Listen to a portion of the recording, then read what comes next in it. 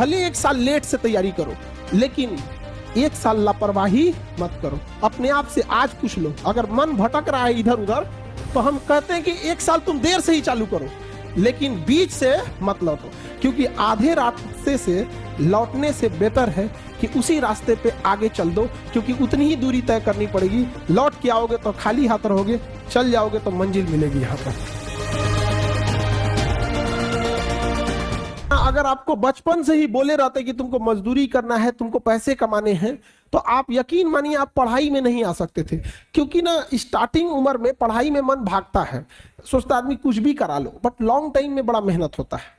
तो दोनों में एक फर्क होता है। अगर आप पढ़ लिख के सक्सेस होते हैं या पढ़ लिख के कोई काम करते हैं, तो आप देखिएगा जैसे जैसे आपका उम्र बढ़ेगा ना, आपका ओहदा भी बढ़ते जाएगा, आपकी पावर बढ़ते जाएंगे, आप फाइनेंशियली आपकी सैलरी और बढ़ते जाएगी। लेकिन अगर आप मेहनत मजदूरी करिएगा ना, ठीक उसका उल्टा होता है। जितना उम्र बढ़ेगा आपका रिजेक्शन रेशियो ज्यादा रहेगा। अब आपको मजदूर लाना है तो आप कोशिश कीजिएगा थोड़ा हट्टा कट्टा कि लाइएगा। आप एकदम, आप खुद से सोचिए, अगर मजदूर लाना है तो एक 50 साल का मजदूर है, एक 20 साल का है, किसको सेलेक्ट कीजिएगा? लेकिन अगर आपको एक ऑपरेशन कराना है, एक 20 साल का डॉक्टर है, अच्छा से दाढ़ी मोछ भी नहीं आया है, एक 50 साल का तजुर्बेदार डॉक्टर है, किससे कराइएगा? अंतर समझ में आ गया पढ़ाई का? तो इसलिए ये एक ऐसा इन्वेस्टमेंट है ना कि जब तक जिंदा रहिएगा ना, इसका रिटर्न आते रहेगा। लोग नहीं एफडी कर देते हैं, कहीं शेयर में लगा देते हैं, तो एजुकेशन एक ऐसा एफडी है जिसमें हमेशा रिटर्न आते रहेगा। तो पहली बात तो आप थैंक्स अपने माँ बाप को कहिएगा, जिन्होंने आपको इस उम्र में ले आया, यहाँ पे भेजा, यहाँ पर वो उन्होंने अपना फर्ज निभा दिया। अब बारी आपकी है, अब बारी आपकी है। जब आप अब यहाँ आ गए ना, तो मेंस, जब आप पीटी एग्जाम में बैठिएगा तो पीटी निकालिएगा अपने आप के करियर बनाने के लिए। जब मेंस लिखिएगा तो मेंस निकालना है मां के लिए, पीटी निकालना है खुद को साबित करने के लिए, मेंस निकालना है मां के लिए। इंटरव्यू में बैठिएगा तो पिता का सीना गर्व से चौड़ा करने के लिए।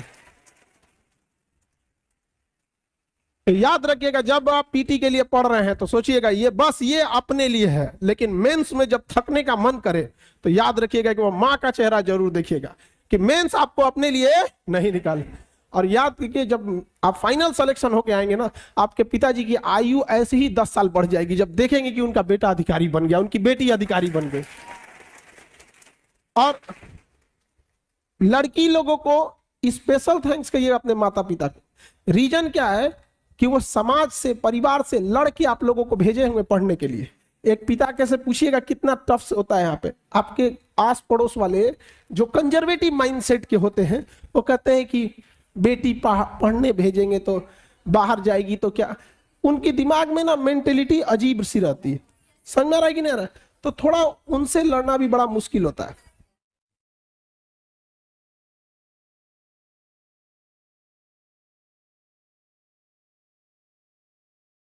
गर्ल्स लोग के साथ फैमिली को ये फेस करना पड़ता है। कुछ कंजर्वेटिव माइंडसेट वाले ना, उनको क्या लगता है कि अच्छी लड़की, जो उन लोग को लगता है कि अच्छी लड़की घर में रहती है। अरे बेवकूफो, अच्छी लड़की अच्छी ही रहेगी, चाहे वो घर में रहे, चाहे ऑफिस में रहे, चाहे जहां भी रहे। और अच्छा लड़का या अच्छी लड़की तो बाई नेचर होते, और खराब इंसान को चाहे जहां रखिए, मंदिर में चोरी करके चले आते हैं सब छोटा, सबको बताइए। अब बताओ, इसमें इंसान जैसा, उसको जैसा परिवार से संस्कार मिलेगा वैसा ही रहेगा। तो गर्ल्स आपको ना क्या करते हैं, सब ना ये पेट्रियोटिक सोसाइटी जो है एकदम दबा के रखना चाहते हैं। अभी आप लोग को लड़ना नहीं है, अभी थोड़ा सा संभल के एकदम। जिस दिन रिजल्ट हो जाएगा ना, उस दिन बस उस समाज से कहना है कि हमने माफ किया आपको। समाज आप लोग को बहुत, और माँ बाप को इसमें बहुत लड़ना पड़ता है। और कुछ देखिए यहां पे क्या है ना अभी, कि पुरुषों से थोड़ी सी 5-10 गलतियां होती हैं तो समाज माफ कर देता है, और आप लोगों से एक गलती होगी ना तो मुर्दे भी उठ के खड़े हो जाएंगे ताना देने के लिए। जिंदा को तो बात ही छोड़ दीजिए, यहां पर 10-10 ठो ऐसे बात सुनाने लगेंगे। तो ये थोड़ी आप लोग की जिम्मेदारी थोड़ी बढ़ जाती है। तो जब जिम्मेदारी बढ़ जाती है तो थोड़े हम भी संभल के चलेंगे। जैसे बरसात में इंसान कदमे संभल संभल के चलता है, ये देखता है कि बरसात बीत जाएगी, फिर चीजें सही हो जाएगी। तो अभी का जो दौर है, थोड़ा आप लोग भी अपने आप को कंट्रोल करके रखिएगा। और घर जब यहां से लौटिएगा तो थोड़ा अपने में, गर्ल्स लोग स्पेशली, पापा से अकेले में बैठ के एक बात जरूर कहिएगा कि पापा आप हम पे भरोसा दिखाए हैं, हमें पढ़ने भेजे हैं, वादा करते हैं आपसे आपका सर झुकने नहीं देंगे, प्लीज भरोसा कीजिए। आपके पापा उसी दिन जीत जाएंगे।